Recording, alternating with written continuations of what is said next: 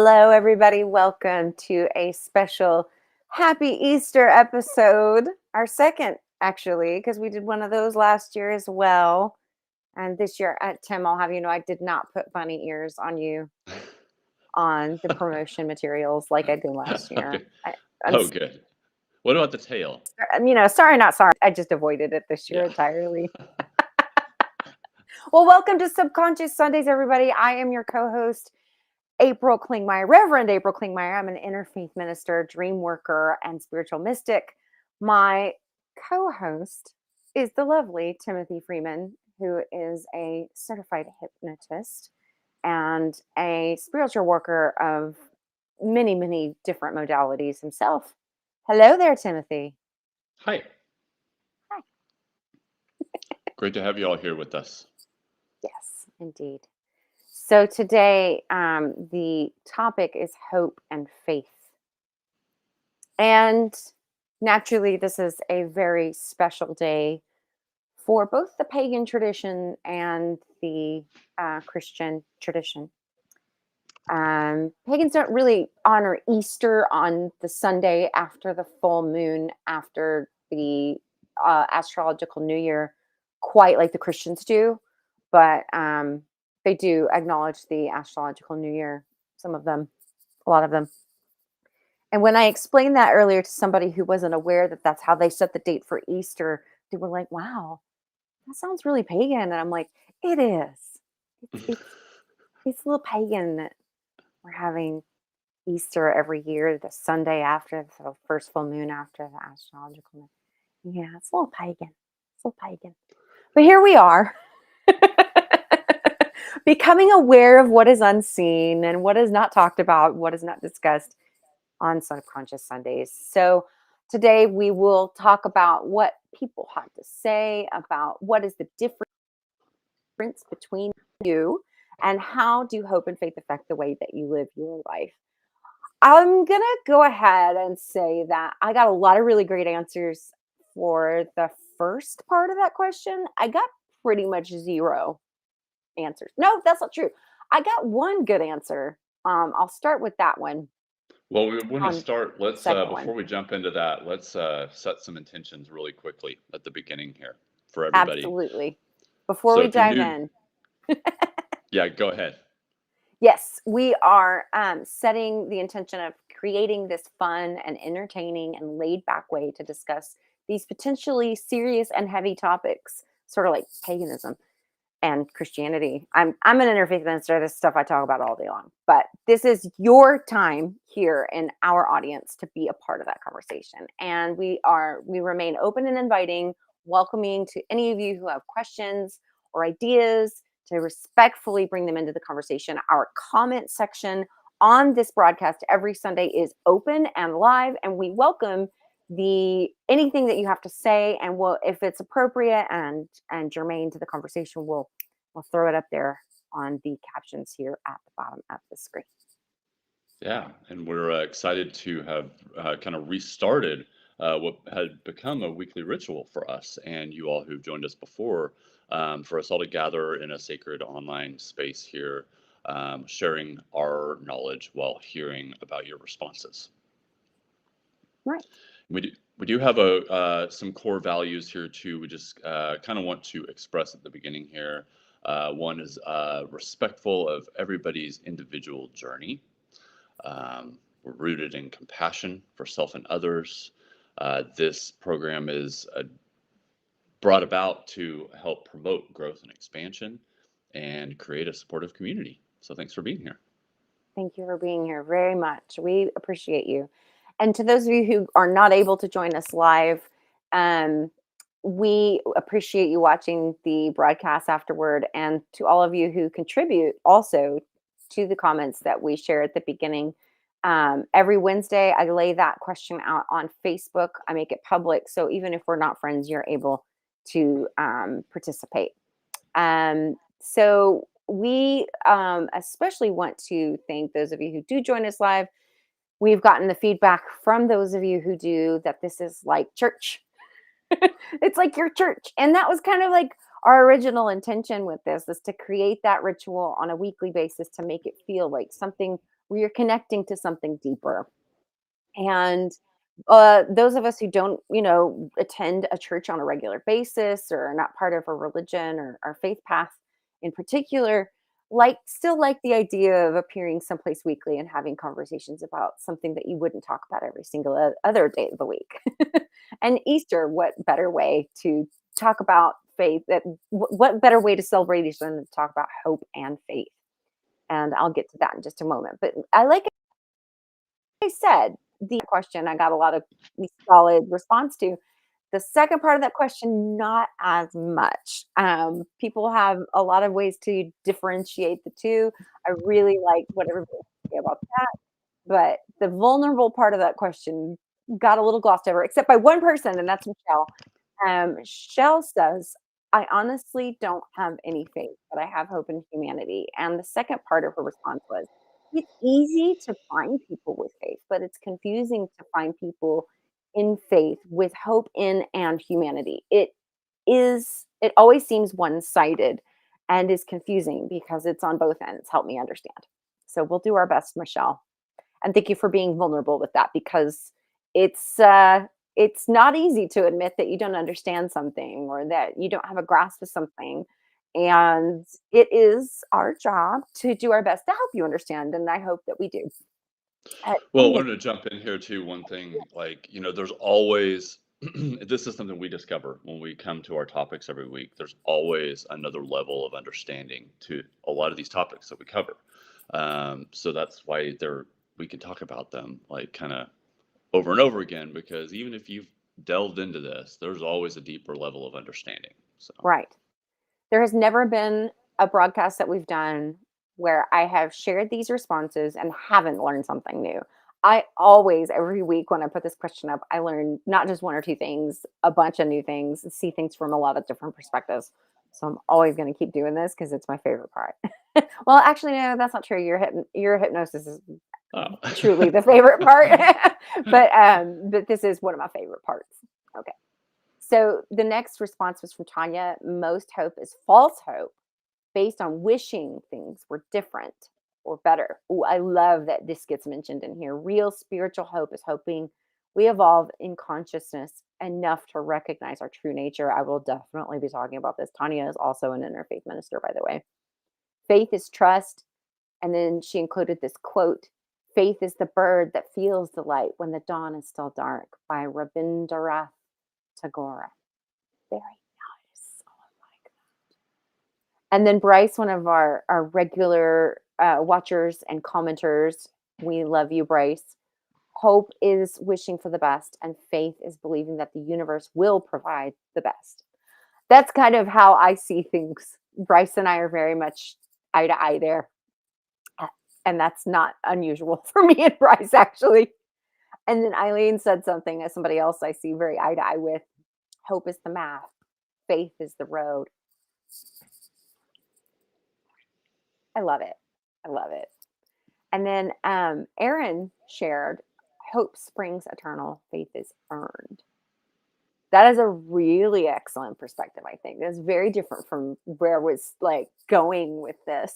But I love the idea that faith is earned. Like faith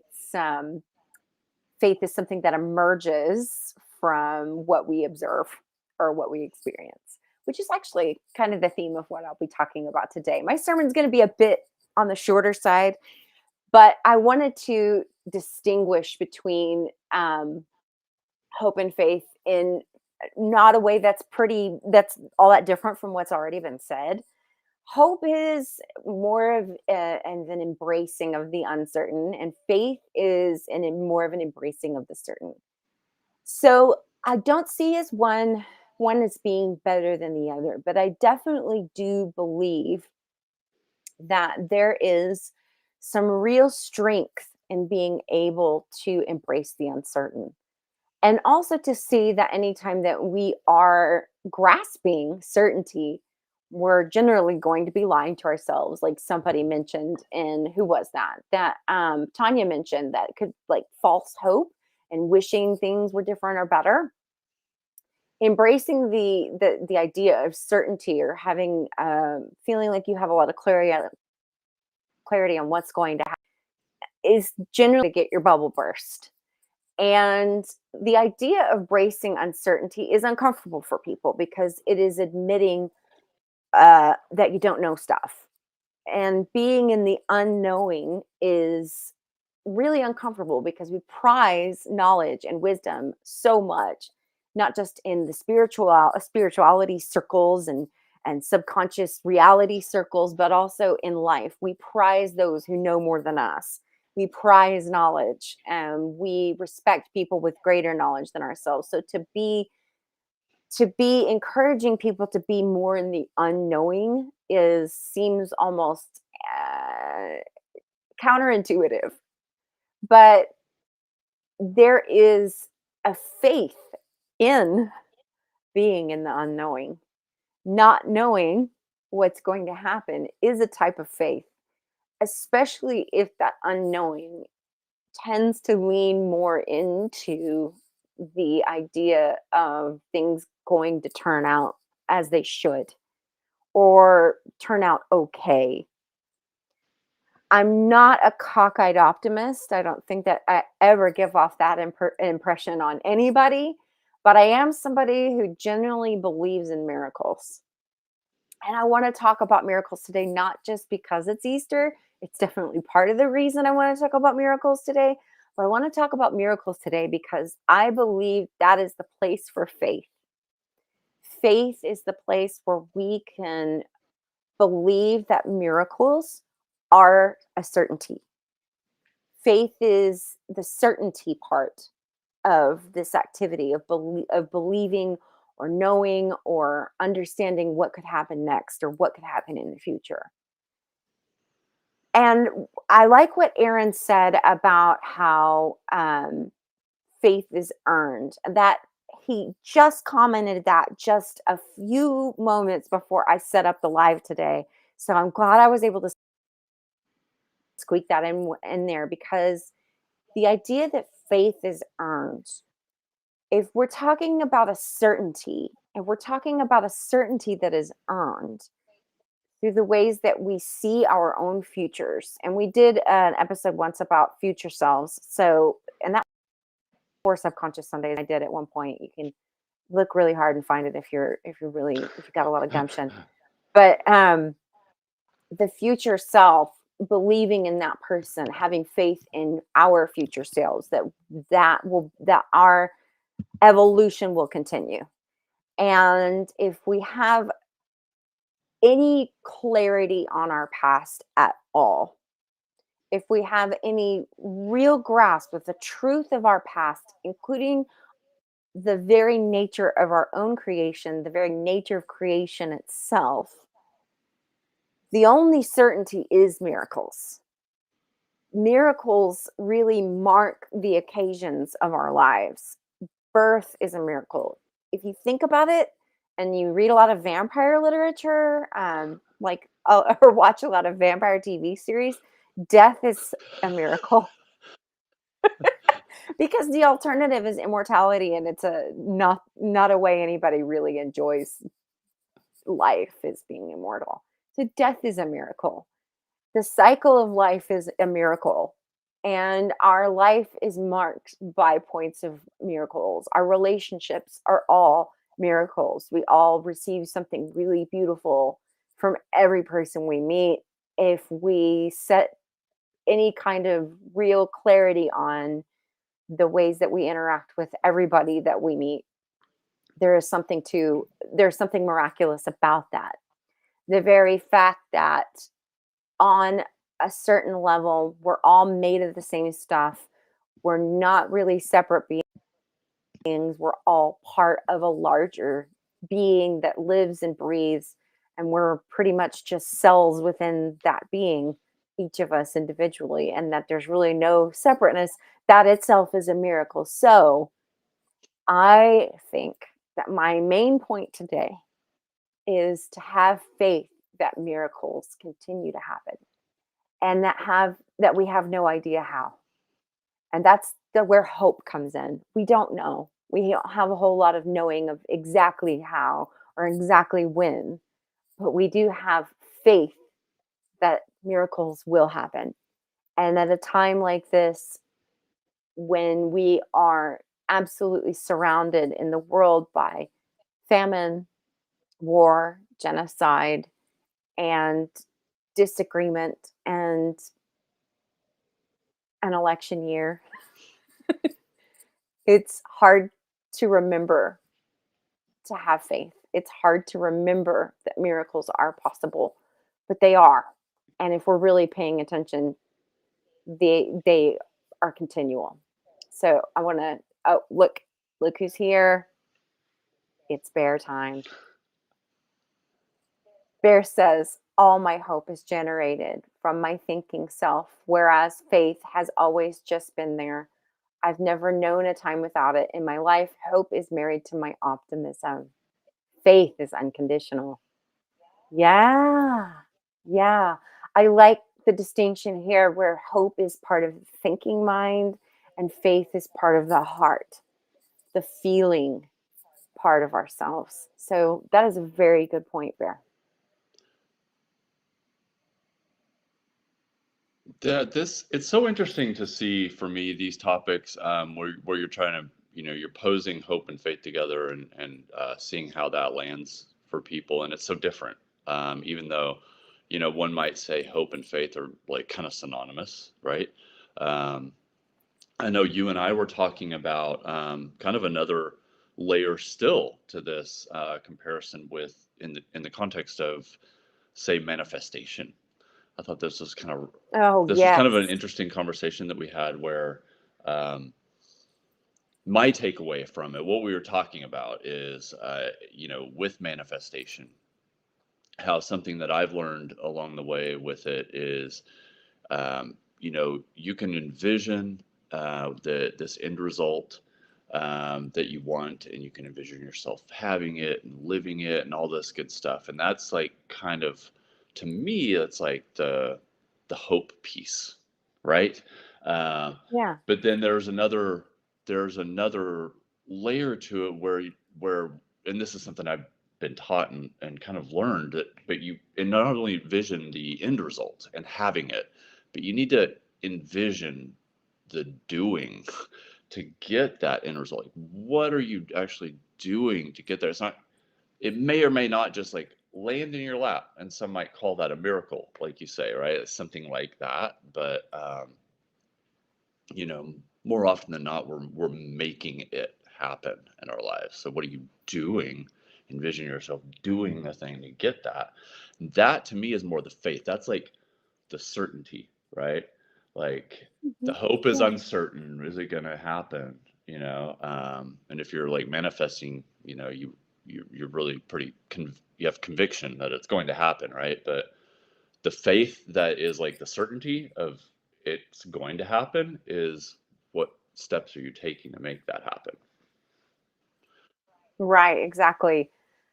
And to go into that conversation a little deeper, which we discussed doing today, and I didn't mean to kind of like drop it off the face of the earth like I did. So thanks for the Oh no, reminder. you had other things to Manifest, talk about, but I just wanted to bring it back in because we had a good conversation on this. we did. Thank you, thank you, thank you. So I said in that conversation that manifestation is something that I used to do a lot of teaching about, and I felt pretty qualified to do it because I got pretty good at it.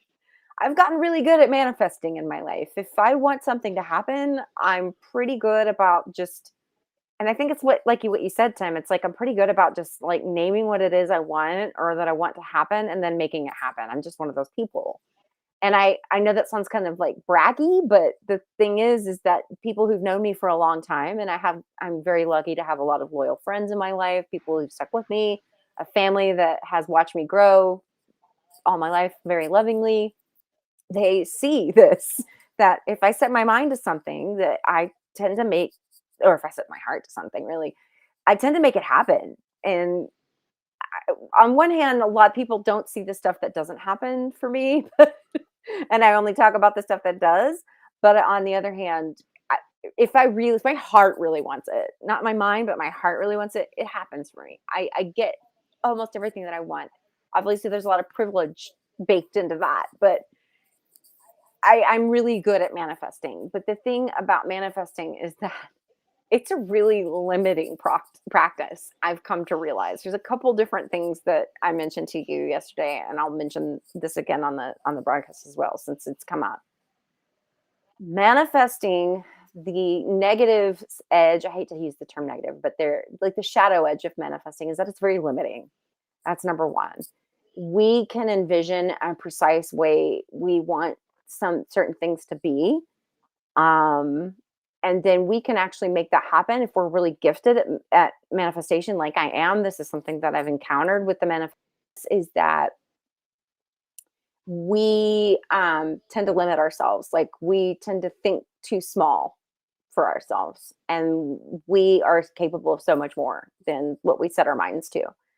And that tends to be with the more head led and less with the heart led sort of stuff that we want in life, right? So that's number one. Shoot for the moon, reach the stars kind of meditation. Sorry, not meditation, but manifestation. The second thing is that, and help me remember this, Tim. The second thing was that manifestation tends to be like, I'm drawing a blank. Well, one thing that stuck out to me with what you were saying, like kind of to back up to what a little bit of what you were saying before, is with it being limited. I think it's good to expand on that. Like when you say like the practice of manifestation can be limiting, like on maybe on a subconscious level, right? Like because it's kind of where we're at on this show. What you said about that is, we get kind of like fixated on, we're very focused in on one outcome, one set of circumstances, one goal, and that in itself can sort of like limit us in Right. terms of what miracles might manifest in your life, right? Right. If you're just kind of tunnel vision on that. I remember the second thing now. Okay. Okay. And that is that manifestation can be the worst thing that could ever happen to you. Because, and that's kind of tying on to the first one, it can be limiting, but then it can also be kind of, it can be a kind of curse in the disguise of a blessing. And I'll give a couple of So examples on this. yeah, I'm gonna let you give your examples because I have a question on that. It's like, well, let me. Are you saying that we can just as easily manifest negative outcomes in our lives subconsciously? Is that your point, or is you making a different point here? That's true, but it's not my Yeah. point. But Okay. I'm I'll give you an example of both, right? If I were to say I want to buy a house someday, I have purchased homes. I'm living in a house that I have purchased, right? So this is something I've actually experienced.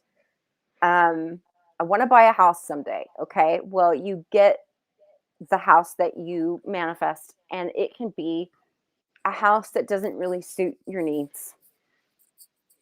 And you get kind of like this idea, you get fixated on this one house that you see on the apps when you're shopping for a house. You get fixated on that one house. You don't really have, you get kind of tunnel vision on that one house. You manifest the purchase of that house, and then it ends up not being really suited to your needs. You outgrow it very quickly. Um, there's also the notion, or like maybe it's like a kind of a lemon, right? Like there's a lot of things that didn't show up in the reports when you move in. It turns out it's Yeah. like kind of falling apart, right? Kind of That's reminds me of like Aladdin, where he gets his wishes, but like he didn't know what was all involved with it. right. But the Yeah. second part, to add to kind of keep to that example, the second part is like you kind of reach this point where with manifestation where you either keep going on this chain of manifestations and kind of become, I don't know, not addicted to it, but just kind of feel like, okay, what's next? Okay, what's next? Okay, Ah, what's yeah. next? And then you could do that, or you can get to this point of crisis where you cannot literally think of anything else you want in the world, which sounds like it would be really lovely, but can be a real existential crisis Like, I Hmm. honestly can't think of anything else that I want in the whole world. I have everything that I need. I could have everything I've ever wanted to manifest. I've manifested everything I could think to manifest. What now? It is a crisis that is kind of seems like a nice problem to have, but it's a problem that when it comes to people who gain a lot of financial, like, wealth, and people who gain a lot of power, it starts to turn inward to self destruction. You'll see this in a lot of, you know, examples of like really rich and famous people who've unalived themselves. You'll see this in really rich and famous people who turn around and become a perpetrator of violence against people.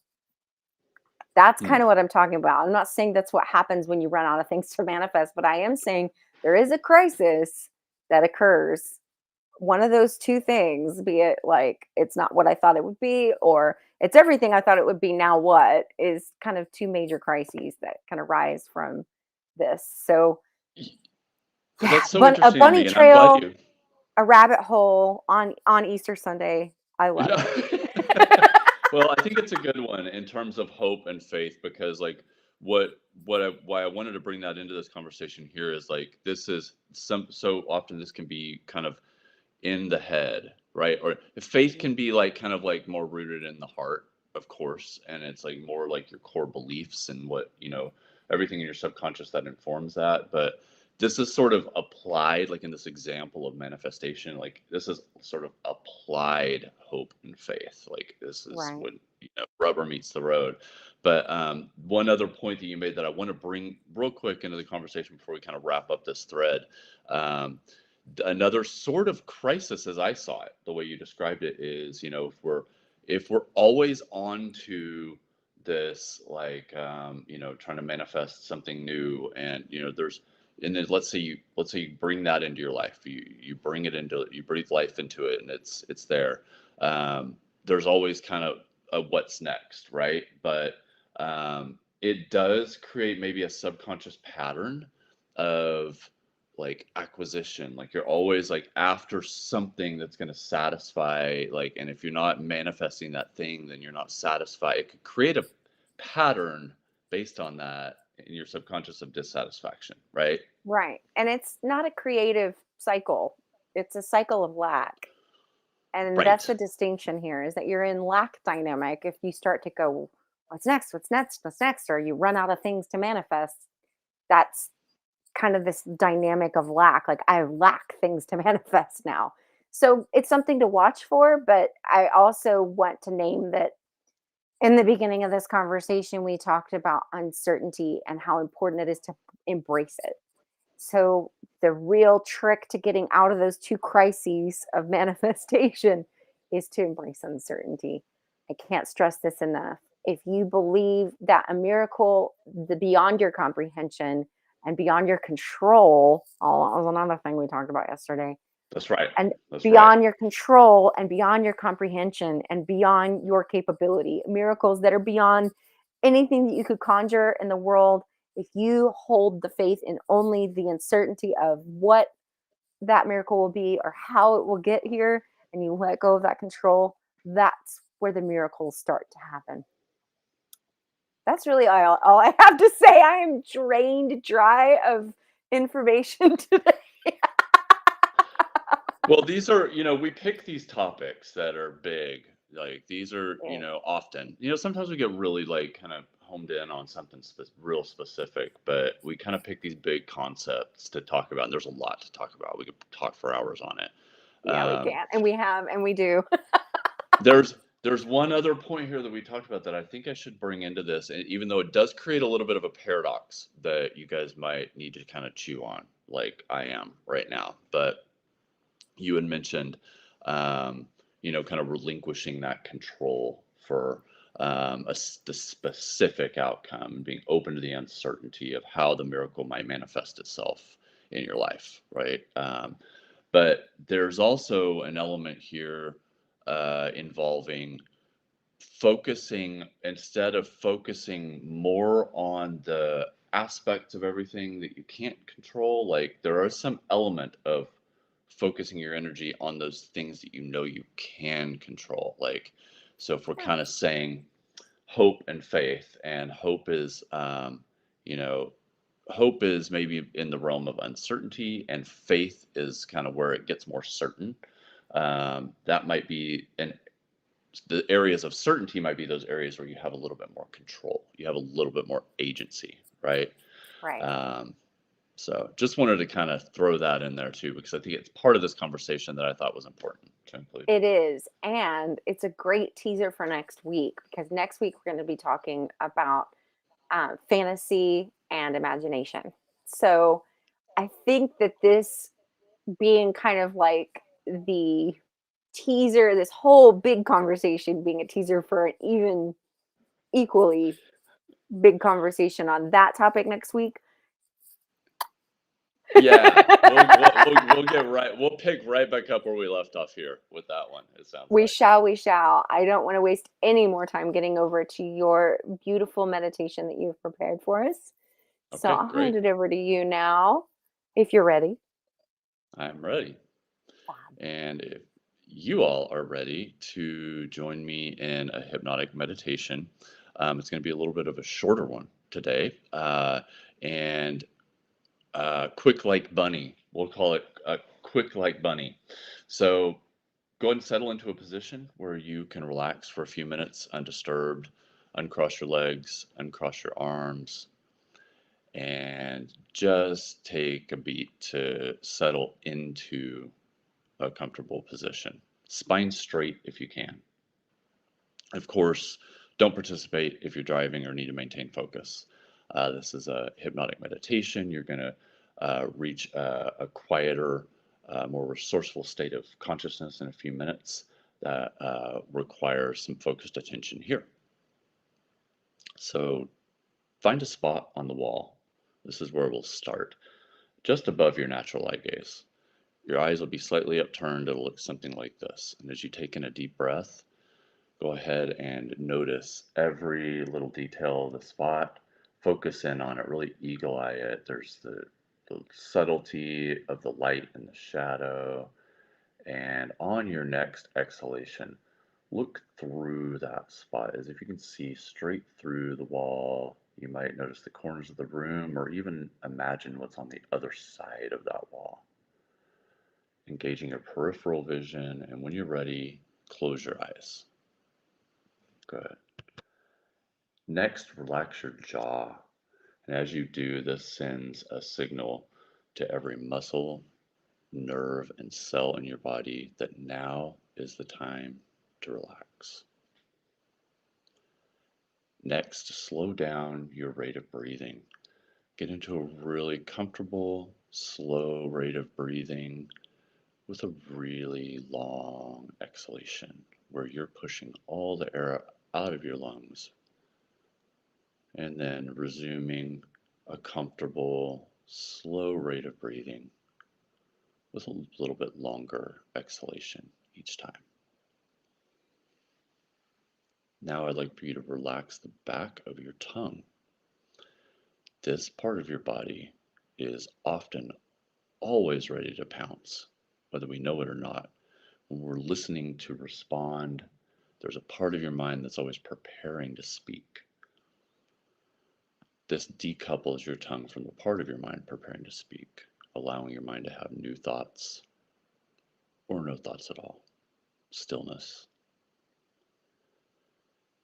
And now drop your consciousness into your heart. We often think about the seat of our consciousness in our head brain. And so, whatever that means to you, drop your consciousness now into the loving space of your heart. And take your attention to the feeling of the surface beneath you. There's this sense of gravity gently holding you into the chair or wherever you're seated. As you focus on this sensation of being held by gravity, you feel even more settled and even more comfortably relaxed into the earth. And as you take in a deep breath, you focus on this feeling of gravity supporting you, and it helps you to send your awareness down into the earth. down deeper and deeper through the layers of the earth, all the way down to the center of the earth. Now, and as you take your next deep breath in, breathe up some of that nurturing, stable energy from the earth up through your body, through your heart, up through the top of your head, all the way up, up, up to the center of the universe, out of the atmosphere as far into the universe as you'd like to go, into the realm of inspiration, insight. Good. And as you take the next deep breath in, comfortable, slow rate of breathing, breathe down some of that divine inspiration from the very center of the universe, down through the top of your head, into this middle balance point, like a horizon, right at your heart, balancing that nurturing, stable energy of the earth, supporting you with that energy of divine inspiration, also supporting you. As you focus on your heart center right now, being this balance point between heaven and earth, you imagine your heart space becoming a garden. First impression, whatever you notice about this garden right now, but it represents your own subconscious mind, your own heart space. And you notice a tree in the garden. This tree is one that represents the relationships in your life. So now that you know this tree represents the relationships in your life, take a look at it. What do you notice about this tree? Are there any areas that you'd like to improve? Does it look healthy? Does it look like it needs anything? So, with the magic of your mind, immediately now, we're going to add a little bit of fertilizer to this tree. And this fertilizer, as you're adding it to the tree, whatever kind of fertilizer you would want to use, organic compost, whatever you want to use here on this tree to really give it some more life, to help improve it in that area where you might like to see it look a little healthier. And water that fertilizer into this tree now, just adding some water. And as you're adding this water to the tree, what comes to mind is the next smallest step you're going to need to take to make that fertilizer work, to make this relationship tree healthier, to make the relationships in your life a little healthier. As you're watering the tree now, the next smallest step you can take to make that fertilizer work, to make those relationships healthier. And as you take your attention away from that tree, you notice another tree in the garden. This tree represents your livelihood. What do you notice about this tree? Is it healthy? Are there areas that might need some improvement? Does it need some help in any area? We're going to do the same thing with the magic of your mind now. You might even prune a few branches here on this tree. Like if there's something that you don't want in your livelihood that doesn't serve you, go ahead and trim those branches and you'll know exactly what is not serving you in regards to your livelihood when you're trimming those branches. And with the magic of your mind, give this tree some fertilizer too to help improve the health of your livelihood. And as you water this fertilizer into your tree, knowing with hope and faith that this tree will become healthier, the next smallest step comes to mind for you as you're watering in this fertilizer on what you can do to improve the health of your livelihood. Good. Good job. And now your attention goes to a blank spot in the garden. This is a bare, open canvas. There's nothing exactly planned for this spot of the garden yet, but you've been cooking something in your mind something that you would like to breathe life into this spring, this year, something for you that you've been wanting to do, something you've wanted to create in your life, or maybe it's just a long-standing goal that you have committed to yourself this year, maybe this spring. I'd like to do this. I'd like to create this. And as that's coming to mind, you notice there is a single seed in your right hand. Imagine that seed in your right hand. What does it what does it feel like? What do you notice? Is it smooth? Is it cool? Is it large? Is it small? Does it have a color? You start to really appreciate the inherent beauty in the seed you're holding in your right hand. And as you're appreciating the beauty of this seed, you're thinking about the thing you'd like to create in your life this spring, the thing you'd like to start, maybe the thing you'd like to start back up or just accomplish this spring. And you start to put that thought form about what you want to create into that seed. Just channel all of that focused energy around what you want to create. Put it right into that seed and put that seed right into the ground in this blank spot in your garden. And cover it up with a little soil. Add some water. Water in the seed now. As you're watering in this seed, what comes to mind instantly, first impression, is your next smallest step to help this seed sprout. It's nothing big, no big task, just the next smallest thing you can do in the next day or week to give this seed a good start.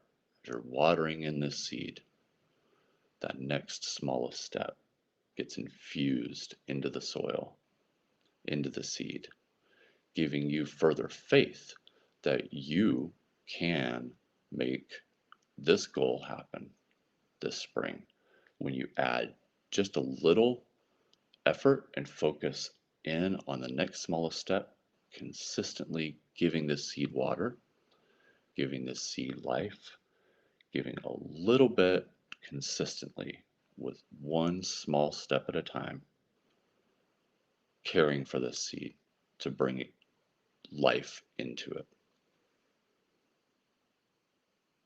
And take a step back and just observe your heart space garden here.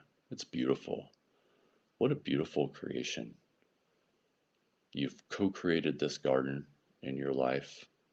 There might be some unkempt areas, but there's some really beautiful landscaping going on here. Just take a moment to appreciate what you notice in your garden.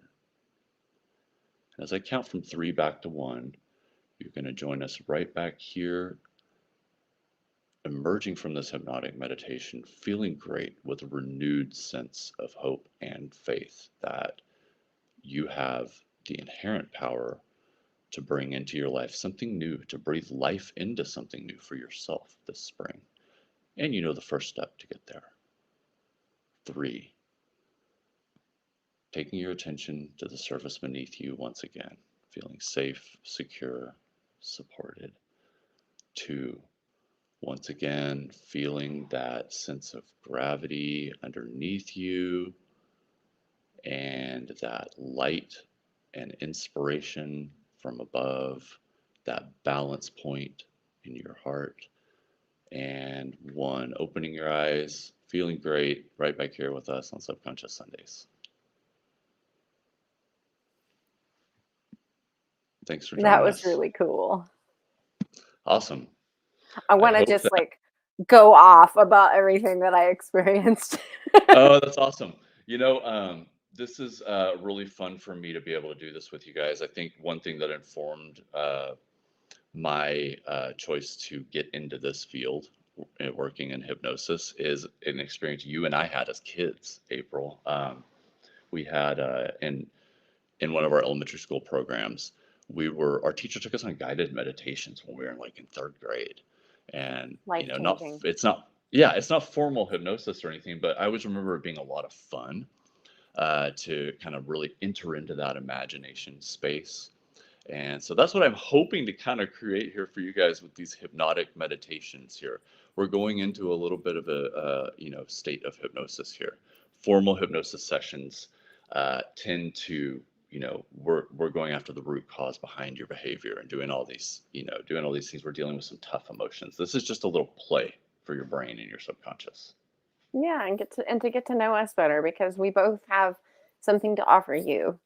Tim has these beautiful hypnosis sessions that he can offer that are tailored directly to you and your needs and your situations in your life. And I offer a spiritual space to discuss what's going on in your life and feel heard and seen. So Tim does most of the talking in the hypnosis sessions, if not like 90% of it. And then in the sessions with me, you would do 90% of the talking, and I would merely be reflecting back to you. So we're finding through some of the folks who have been willing to give this a go with both of us that these offerings tend to pair very well. But you're welcome to work with just one of us if there is a need. And we put the link to set an appointment with either one of us for free to get some more information and have a little bit of a Q&A with us. We put that link in every single description of every single episode we create here. And I wanted to just go back to what you're talking about the meditations we would do back in that program. It was like this beautiful little treat that we would generally do at the end of the day. And it would be where we'd get these carpet samples. They'd be like about, 3 feet by 2 feet. And we would pick one out and we would lie on the ground and they'd turn the lights off and do the guided meditation with us. And oh my God, to me, it was like imagination nap time, which was Yeah. just bliss. And I'm really delighted to hear that that was informed you and your in what you eventually found as your purpose to be a hypnotist. That's really cool. I'm not at all surprised. Those were really magical times back then.